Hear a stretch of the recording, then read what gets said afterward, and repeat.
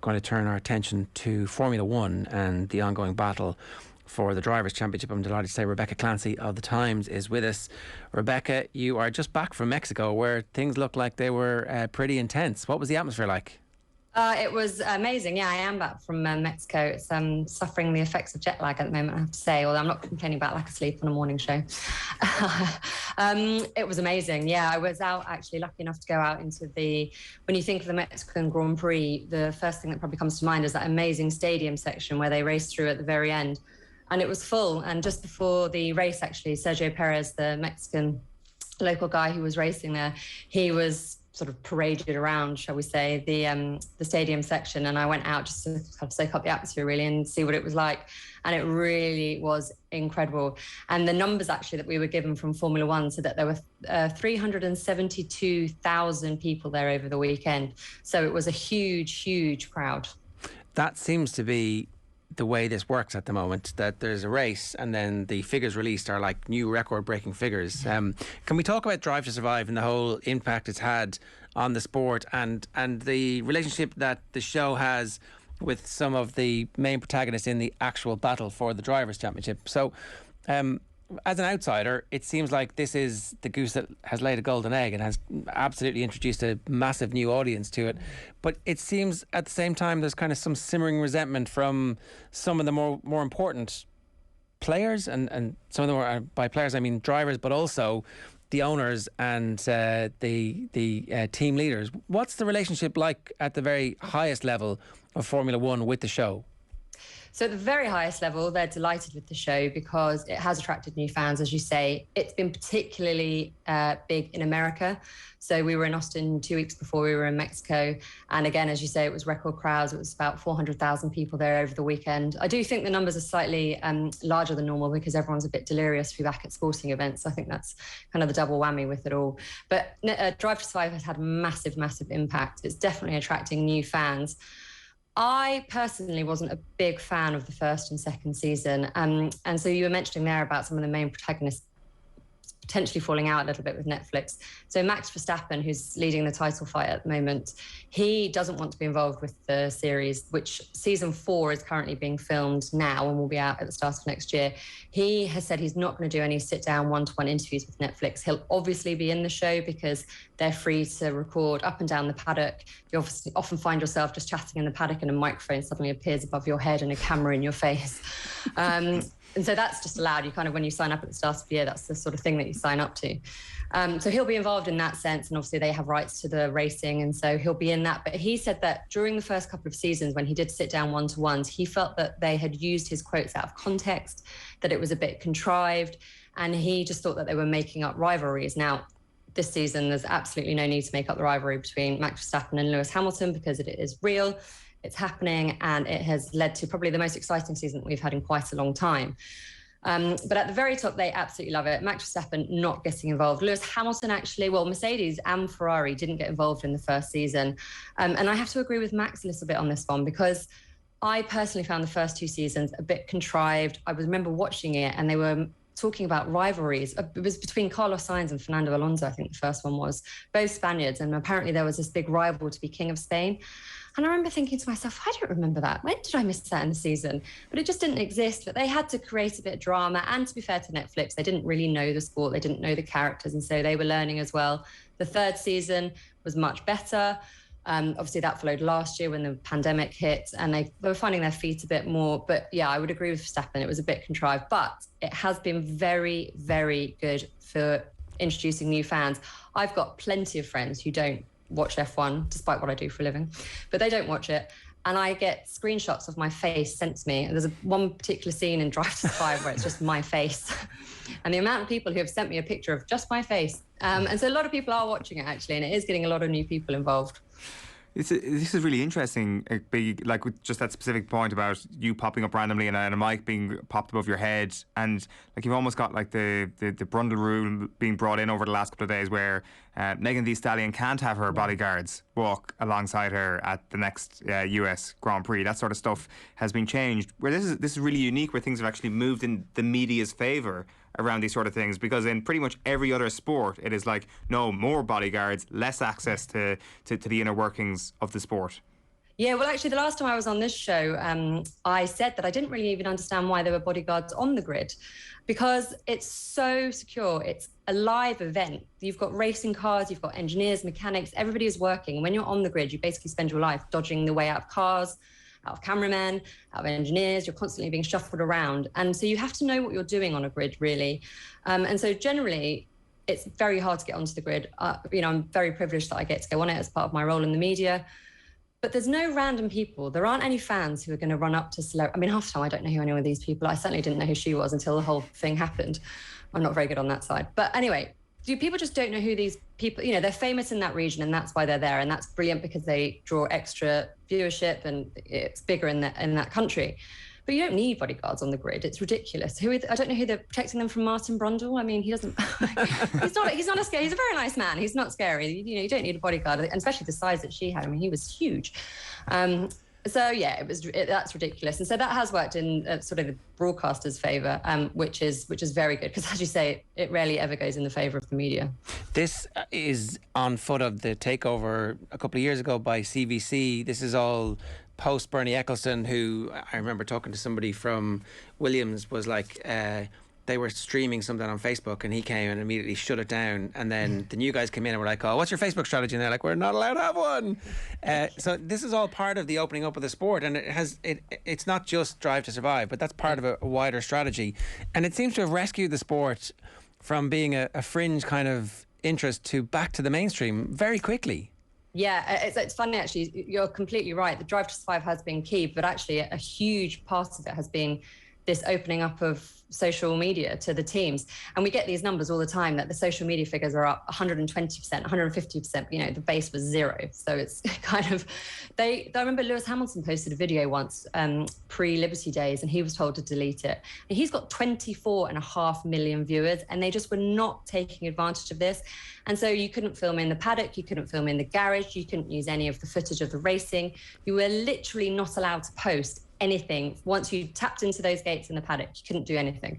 You couldn't take pictures. It's just a no-no. And even now, actually, from the media side, we have to be a bit cautious about videos that we take, but photos are okay. But for the teams, they can do whatever they like, even down to the point that they couldn't interview their own drivers within the paddock because TV companies had bought the rights to film within the paddock. So they felt like they might be losing out. It was so strictly controlled.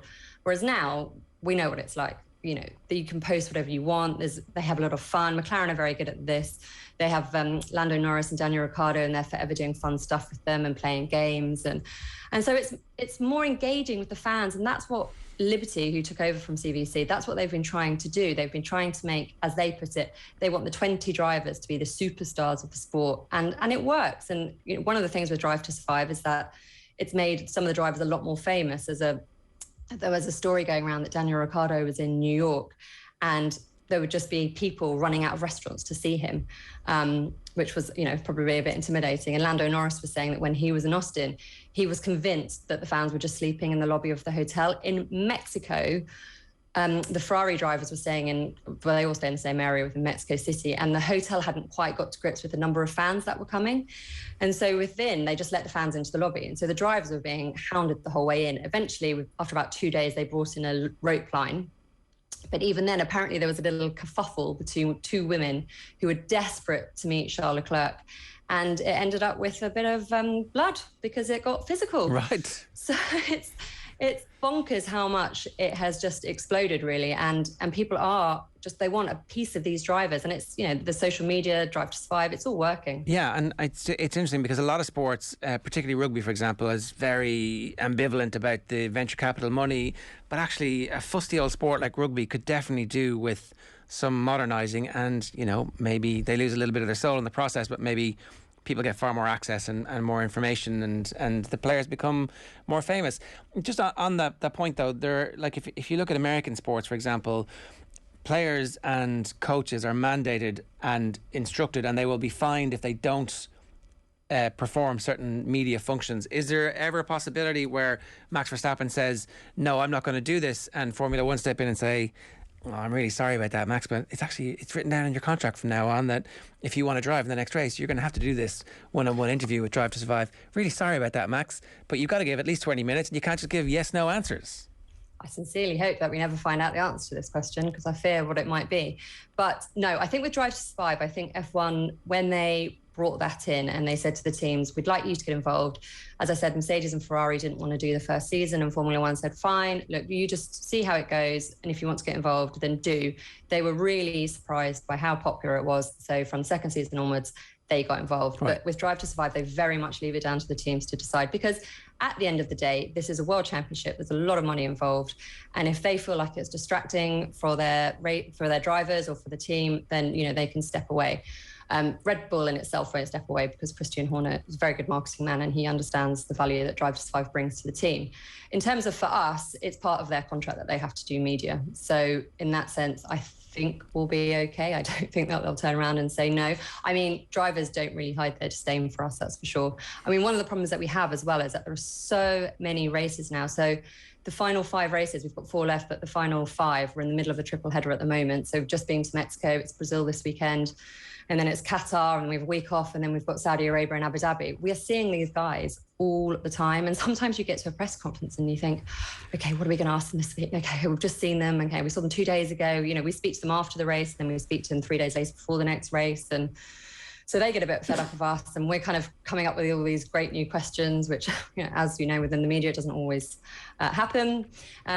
So, we're trying our best. And we've, one good thing about the amount we travel is we kind of form relationships with these people professionally, and, sort of see them in the paddock and you're like, oh yeah, we're traveling again. How's the jet lag?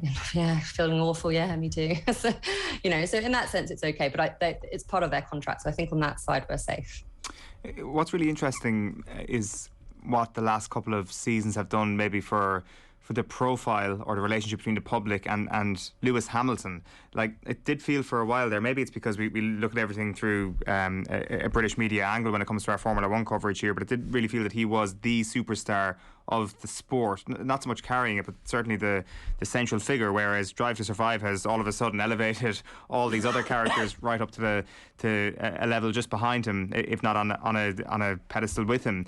How has he responded, do you think, to the fact that he is no longer the standalone star by a distance, but really there's a closer gap between himself and the rest?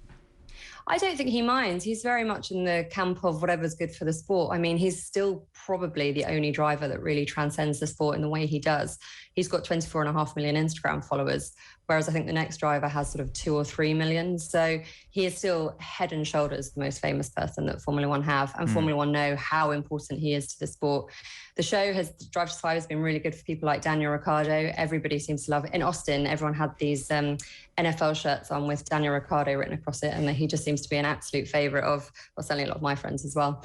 Lando Norris has done very well out of it. And actually, I think Max Verstappen, despite how he feels about it, he's done quite well out of it as well. But for Lewis Hamilton, he's still the most famous person within Formula One. He's obviously the most successful, which helps that record as well. But I don't think he'll be too concerned about his star dimming slightly with others coming up to meet him. How concerned will he be about the rest of the season? Oh, well, that he probably is a bit concerned about. So, he's 12 points behind at the moment going into the final 4 races. It's not a huge amount of points. There are 107 points left on the table. The problem is that the next race this weekend in Brazil, that is a Red Bull track. And we saw what happened in Mexico last weekend. Max Verstappen was exceptionally dominant on a track where Red Bull were always favourite. We saw on Saturday that Mercedes were quickest in qualifying, but it was a bit of an anomaly, and it actually had more to do with the fact that Red Bull had a bit of a scrappy qualifying session. So we go to Brazil, to Interlagos track. Max Verstappen knows it very well, and I would probably put my money on him winning there. And actually, the form book is slightly going out the window, because we saw in Austin that was supposed to be a Mercedes track. And again, Max Verstappen and Red Bull, with their strategy, they just outplayed Mercedes, and Max Verstappen won there as well. So there's plenty of concern at Mercedes. There's plenty of concern, I'm sure, for Lewis Hamilton, not that they will ever admit to it. Toto Wolff has said, the team principal at Mercedes, that there's a long way to go, but I'd much rather be ahead than behind, obviously. So yes, there is concern, because 2 of the 4 races that we go to as well, we've never been to before in Formula One. So there's quite a lot of unknown going into the business end of the season. Are Mercedes putting a little bit of added value on the Constructor Championship? I mean, the Constructors' Championship in terms of the team is actually the only one that matters. So, and they're only leading that by 1 point. to Red Bull, which is unheard of in this season. Well, the hybrid era, which started in 2014, they've never really been challenged. Ferrari had a look in 2017 and 18, but didn't really get close. Mercedes have normally had the Constructors' Championship wrapped up with 3 or 4 races to go. And the reason it's important is because that's the championship that decides the money. So the prize money that gets handed out between the teams, that's all decided on the constructors. And also the employees get their bonuses based on the constructors. So they really, really want that one. Right. Very interesting. It's going to be a fascinating conclusion to the season. Rebecca Clancy of The Times, thanks a million for taking the call. Thank you.